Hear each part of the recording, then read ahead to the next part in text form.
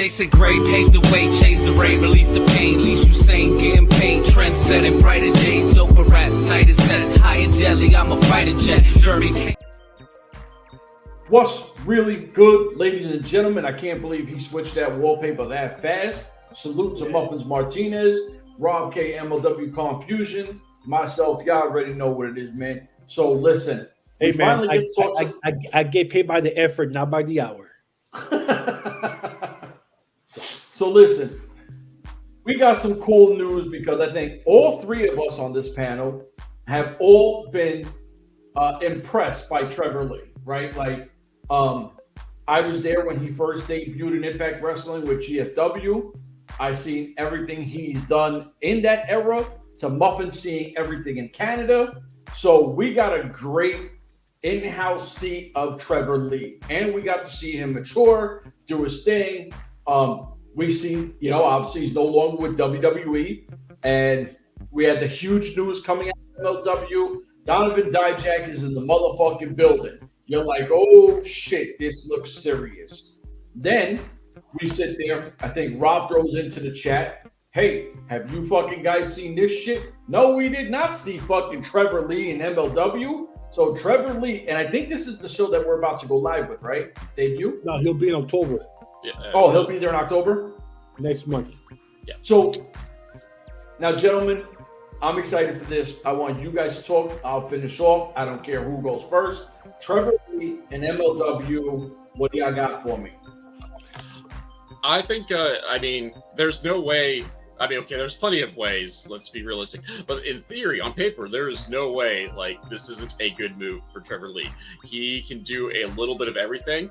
And for the folks, I think his WWE run helped prove a lot of folks wrong in terms of, he's just one of those neckbeard, I wrestle good guys. And his run in WWE showed that, he could give him a good character and he could run with it. So much that he probably should have been on the main roster. Well, okay, he technically was, but he should have been on the main roster a bit more than he was before he was let go. But the dude's, that dude can go in the ring. He can go in a variety of styles, whether you want to go a little bit, a little bit more strong style or, the classic indie riffic matches. I'm not sure where the cutoff is for the middleweight championship, but if he's going to stick around for a bit, I think he would be a nice stalwart addition to the middleweight division if he's going to stay around long enough for it to be worth everyone's while. Which, to be frank, I hope he does, just because he is a nice. I think he's a talent that MLW can hang their hat on for a little bit if he's willing to stay around, and this isn't just a one-off or a 3-month off or however they're doing contracts nowadays. My only concern, though, seeing how things have been going recently, I do have some concerns that they'll just drag him into WTF as well. Oh, even though, he might be able to make it work, but it's like Dijak. Why would you bother doing that?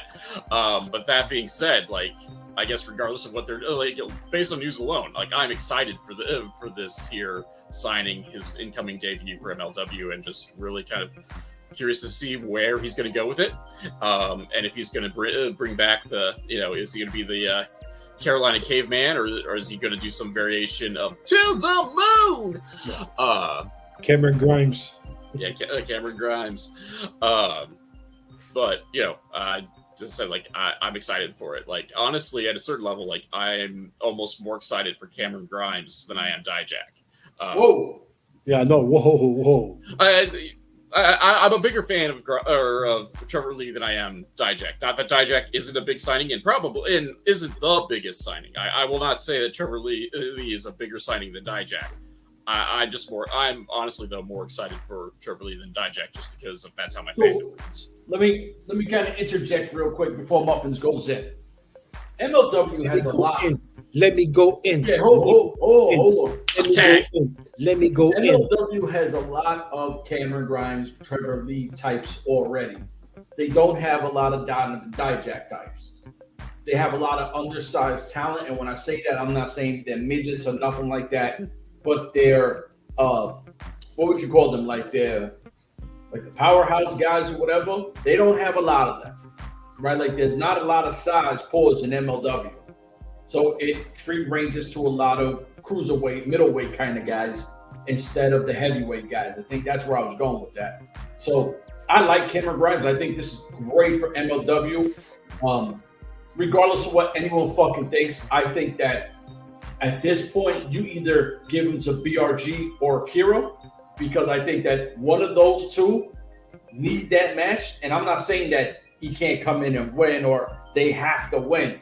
But let's see what these guys have. Because if he fucking outshines you, this is your show. Like back in the days when you hear people that rap and we used to say, oh, they murdered you on your own shit. It was like, yo, that was the game. It was competitive. So these guys being MLW mainstays, you better come with your best versus everybody.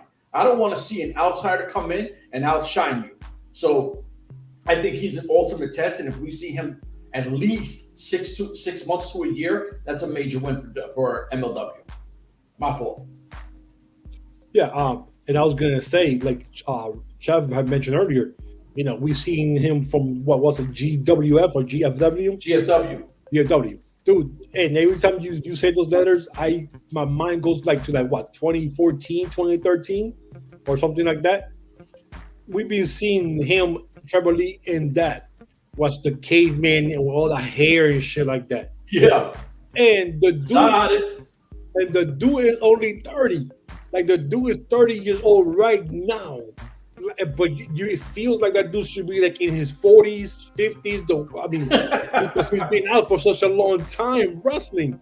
And you're like, this dude has been out for such a long time and he's only 30 years old right now.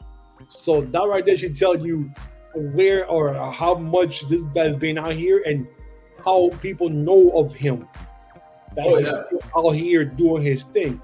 He had a nice run when the GWF thing is resolved and he became TNA.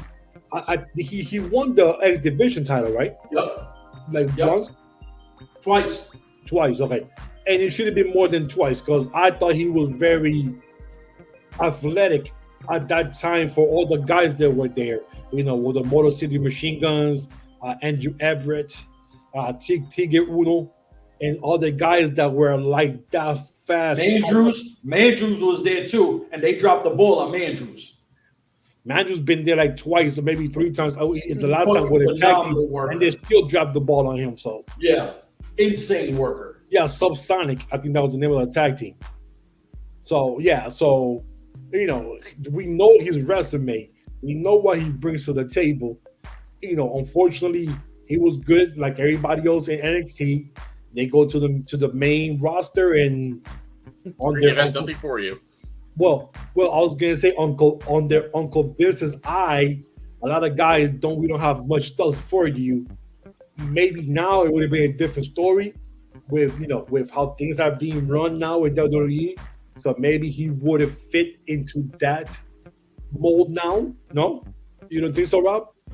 Bro, you got to think. Look how stacked the roster is right now. Where would he fit in? Who are you going to pull off that roster for Trevor Lee? And I love Trevor Lee. I think he's super talented. But you got guys in NXT right now that you can't call up. Yeah, and to compound matters, we can say things would be different. Things are different under Hunter. The thing again, just because you're Hunter's boy doesn't mean they have anything good for you. Yeah. Look at Pete Dunne. He loves Pete Dunne. You ain't seen Pete Dunne do shit. Yeah, Karrion Kross is a guy who's been spinning his wheels for his entire WWE runs plural. Yeah. He's not done anything interesting, despite being this guy that Triple H really seems to want to build something around. And they have a faction with him too. Yeah, and which to be fair, it's hard work carrying AOP, but I digress. Well, that's about Trevor Lee. So now he's a free agent. He got fired, whatever happened. What Rob Chev mentioned, this is a kind of a good pickup for MLW, for the simple reason, you got good matches with BRG, Bobby Fish. You could put them there with hopefully a TJP in the future. Those two guys could have a good match if, in October, November, once you get TJP out of the Oprah Cup, and you could put them in a match with Trevor, two guys who are just coming in. So where it wins, you will know what's going to happen. But if you're going to put him against BRG or Bobby Fish and then they take a loss, I don't understand why BRG is taking losses when he's still there busting his ass doing whatever you want him to do. He should not be taking losses to Paul London. Stuff like that. I agree, but I do think that the way they introduced them to the Andersons, I think it kind of made sense because they looked like they were coming down for the save, and I get it. I mean, I'd rather him the pins. Like I think Fish should have took the pin than BRG, and it play out the same way. But it's MLW, so that was like my big takeaway from that is like a big picture. Like I said it before, I'll say it again. BRG's a guy who can eat a pin. Just because he's so slimy, he's not going to be the physically dominant guy. He's going to outsmart you. He's going to out cheat you. That's how he's going to get his wins. However, he should have won that match just to put over the fact that he got himself a kick-ass professor in Bobby Fish. And yes, they got their heat back with a beatdown, but really anybody with a 2-on-1 advantage should be doing quite well in a beatdown in the realm of professional wrestling. And he could have won and still beat him down after the match. Yeah, they could because that's what they do with Jay Christ. They just started up a beatdown after the fact. I don't. So at a certain level, the partnership with Bobby Fish, I didn't think started off on the right foot. Did they correct it? Kinda, sorta, yeah, I guess. But he shouldn't have taken that first loss on right away after joining up with Fish because that makes Fish look like an ineffective instructor. So in MLW, right, we know Riddle at some point is going to become the champion, right? Okay. What's the question? Riddle's eventually going to become the champion, right? Oh, yeah, most likely, yeah. But can you give me anyone that I don't name right now that knows how to work a crowd as well as BRG and Alex Kane on the entire MLW roster? Tom Lawler. Okay. Mystical. Who? Mystical. He doesn't say nothing. He doesn't have to. Shit. He's the bread and butter of MLW. Oh, why are you stuck on that, bro? How are we still on this? And people cheer for him. That right there is power. That's power right there. Just because they cheer for you don't mean you're working the crowd. Hey, man. He's doing something right. So hold on. He flips very well. That's how he got. That's how he's getting over. So we got the final. It's the final 4 matches for that, right? Yes. It's Bad Dude Tito versus Mystico. Yep. Mystico's going to versus who? TJP. Which TJP is going to lose with Kenta. Yeah. And you're saying Mystico is coming out beating Bad Dude Tito. Unfortunately, yes. Okay. After that, we only have one last match. Mystico, Kenta, and when Kenta wins, what the fuck do you say at that point? What do you say when Kenta wins the Opera Cup? He's not losing. Mystico's going to win the match. That was a terrible clash of styles, and it probably wasn't great that match. Yo, I'm telling you, there's a 0% chance he wins that fight. 0. I wouldn't say 0. Well, I'm happy that this is being recorded at 35:05. I know to go back and cut this piece out. So when Mystical wins, I could put this on Twitter of you confessing your hate against Mystical. That is 0%. Mystical is going to win. I'm gonna run this clip on a loop on Twitter. So hold on. Mystical wins. Listen. You call him the bread and butter of MLW, right? Bread and butter. Okay. So the bread and butter has dominated MLW for how long? Months. Over a year already. I say nearly a year. It's been that year. Oh, wow. Okay. So he's dominated for a year. He don't need this. What's a better play? What's a better play sitting there saying, okay, New Japan Wrestling, look what we're doing. We're showing love. Kenta's our Opera Cup. Best for business. No. What's good for business is next month, October, they skip the Opera Cup They won't have the finals. You They got have to the end this finals. already. Hold up. They have the Finals are going to be at Fightland. They have the finals down in November in Apocalypto. So that way, when Mystico wins, he wins it in front of his home crowd of Chicago, because a lot of them will be coming over the fence from Mexico to be in Chicago to watch Mystico win. So They don't need to come over the fence. Cicero is a largely Hispanic population. Whatever, man. You know what? So still they're gonna come through. Hold on. Underground Tonos or Rob something. K. Wait, you just ignored what Rob K said. See, Rob K, I listen. Rob K, what happened? What you say? Unlike your fucking What did he counterpart, say? I Rob listen, K, what Rob you- K. Rob K, He what you say? says, fight, Opera Cup will be over in Fightland. Finland this weekend? Yeah. Yes, according to you guys. Okay, so the finals is the finals going to happen this weekend also? He's That's saying what that they it's said. over. Oh, really? on Oh, Fightland. see, I didn't know that. I saw something about, but I didn't know they're going to have the finals on that same show also. That's what at least the original advertising said. I mean, will they change their mind? I don't know. Well, and also, According to Rob K, Fightland hold- has hold- announced that hold your whole up. theory Hold goes. hold up. If Lots it of his does- theories not very if it, sound. if it happens, Atlanta does have a lot of big population of Mexicans, as we saw last time when they had the female wrestlers from Mexico there at the show. Yes. And they had a big Latino thing. So It was yes, a huge Hispanic turnout. exactly. And this is going to be from the center studio from TBS days. So this is going to hold a little bit over 1,000 people here. So this is going to look nice on TV Saturday when they have it all set up. So I mean, they've your already guys' they've been to center stage. It's looked cool. Like that. That's one thing I will give MLW, at least with their production, is that it's looked the places have looked awesome, despite the differences in venues. They have before? Yeah, I don't that's remember Battle Riot was at center stage. That was one of the reasons why Tom Lawler dressed as all the WCW jobbers. Oh, So yeah, that's right. Yeah, because it looked real big and it was real nice, and that was the first day on the new production thing. Yeah. So So I got rid of hopefully- Twitter. I got rid of Twitter, right? Hopefully they clean this mess up now, from the first show till now, and there'll be a more crisp, audio free show this time around. Because if there's more issues, my goodness, it's gonna be one bad show again. Then. Rob, can you give a quick rundown of the matches real quick?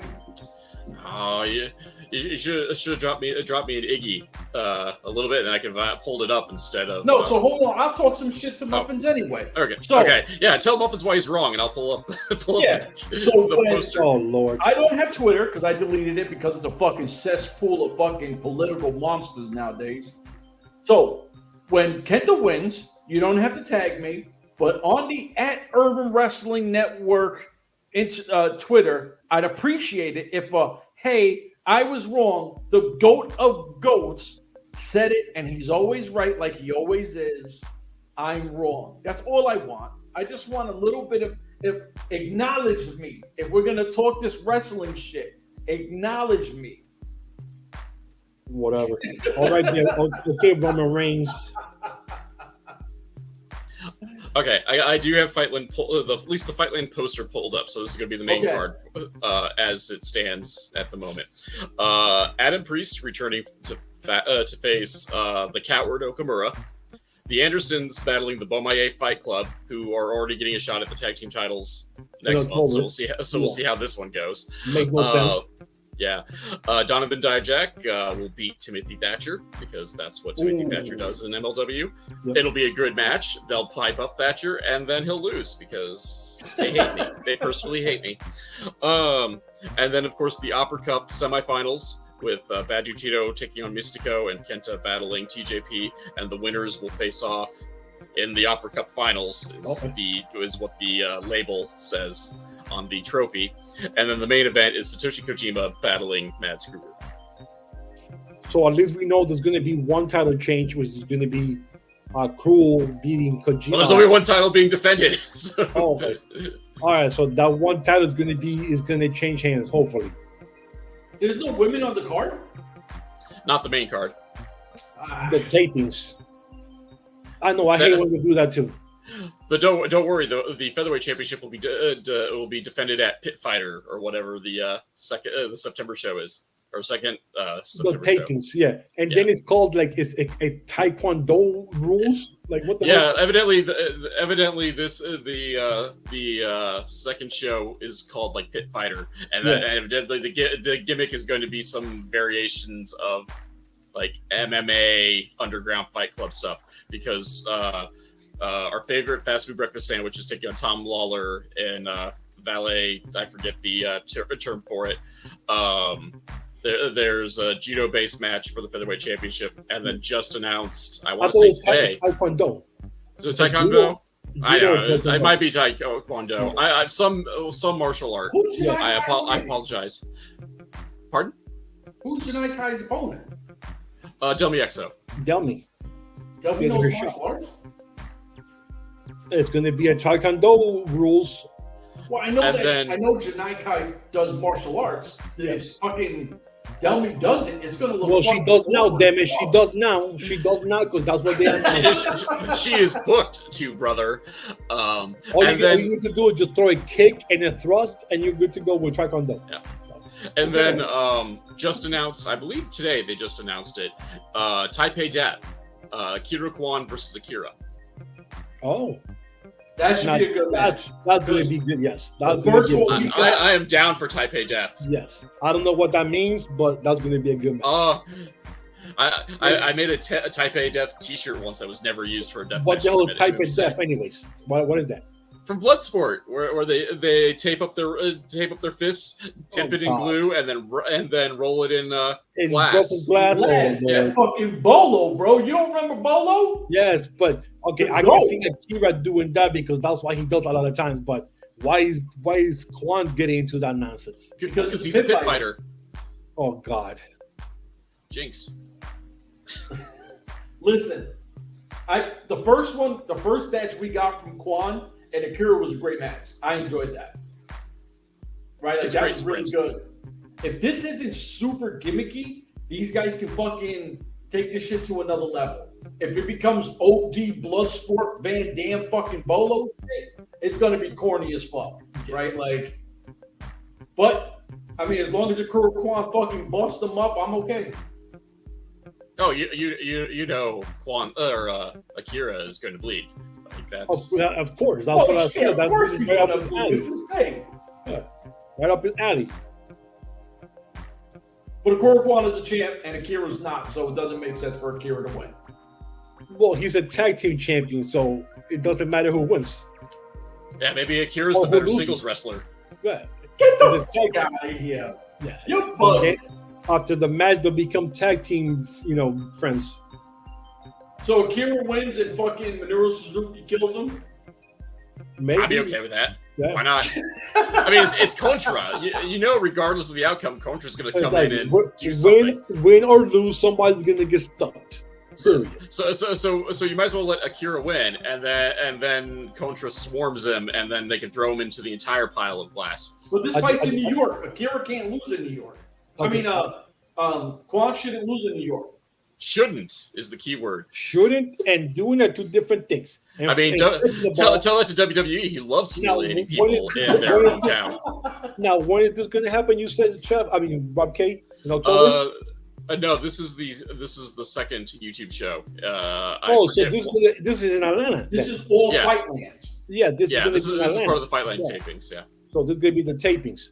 I just want to say one more thing. Since we know there's people who listen that we don't think that listen, but they do listen, I want to say I'm a huge Akira fan. I've always been a huge Akira fan. I'm pulling him to win the match in Fightland. I was not a fan at first, other than the calling, because it was too much bleeding. But once I saw him wrestle, I said, dude, I like Akira because he can actually wrestle. Unlike some other people, we will not mention anybody's names. Manders. Other people who hold on. Who are haters about other people. I just want to say that I am an Akira fan, and I've been since the calling died, and I see him wrestle, and I say, Akira can wrestle. So hold on. Like some other people who like comments about other things, and so I'm just clarifying that right now. All right, so hold on. Just give me 1 second. Who's the first person that wanted to see the calling fucking do that thing? You. Me. And I was headed of them calling. Yes. So it was can we all agree this shit was a flop? Let's do this. Give me 1 second. Let's do this, right? So we all agree the calling was a flop. Oh God, a humongous flop. Okay. They brought Raven's broken body just for one taking, and then he showed up again. Hold on. Y'all finish up. I got a boogie. My neighbor's wife fell down, so I got to go help him. Oh shit! All right. All right. So Rob Kidd, so what do you think? I saw you put your hat on. So I was going to rebut whatever Chef had going on. That's the thing. Is Chef was the one that was going to do this giant rebuttal about how. How the calling was terrible, which we all kind of agreed that they kind of fizzled out and didn't do horrible, great. Of course. But I don't know where else he was going to go with this statement. This was going to be the Rob Chef thing. I was just going to let you suck up to Akira. I'm not sucking up. I'm just making sure that you're just making. That's my PSA for the day. That's my public service announcement that the views and opinions of other people at the Urban Wrestling Network are not necessarily those of the other members of the Urban Wrestling Network. So just want to make sure that we put that PSA out there just in case, not everybody hates. We all hate different things, so Manders. Yeah, you hate you are not a Manders fan. He's not a fan of budget things. I'm not a fan of budget things. I'm not a fan of the calling or all that damn bleeding they did every damn month on every damn show. I want to see you wrestle, what you're doing now, and I appreciate that. So, anything you want to say, Rob? I say I want to rematch. I want to see a rematch with Mickey Knuckles. That's what I want to see. But we're not fantasy booking here. Yeah, so I don't know where Chef was gonna go with this. Yeah, people are listening. Yeah, that's a podcast. Yes. He's accused. We've accused lots of people from listening to this podcast, ranging from Court Bauer himself to Salina de la Renta to Cesar Duran to people that are allegedly less important, such as my wife. So I don't know. Your wife is very important. She is very important, but she does not. But right now, she does not control the book in any wrestling promotion that I'm aware of. And if she did, she would probably hold it over my head if she did. Well, we gotta make sure your wife is on top of the list of people, our listeners. I mean, we've already established that she's more popular with the wrestlers than I am, so it's okay. Oh, and also, just so anybody to know, we'll be going live this Saturday at 7:30 for Fightland MLW. You might not. I will probably be late. I am going to support a local show. As one should, always support local. Yes. But if things are still going on when I get home, because I'm not sure, I can't remember the start time if the start time that you listed was 7:30, or maybe 7:30. Yeah. So I don't think I'll be there for the start of it. I'm not sure how late I'll be out, but as soon as I get home and hopefully I still have a voice, I will contribute my usual set of bad takes. Yes, and like always, don't forget to follow us on the Urban Wrestling Network. Don't forget to follow the homie Rob K at MLW Confusion. And this week we are dropping an interview with one half of the main event, Jay Lyons. So got some big stuff coming out of that. Big Puerto Rican wrestler too, I found out. Yes, sir. And with that said, we want to say thank you for listening, and hopefully subscribe on Saturday. And don't forget to subscribe, follow, retweet, and follow Rob K, please. He needs the followers. I would say tell Chef how he's... Well, use the comments to tell Chef how he's wrong, since he decided he didn't need Twitter anymore. Yeah. And I hope my man Mystical wins, because I'm going to go crazy on Twitter Saturday night, disgracing the name of Rob Chef online. Yes. Deuces!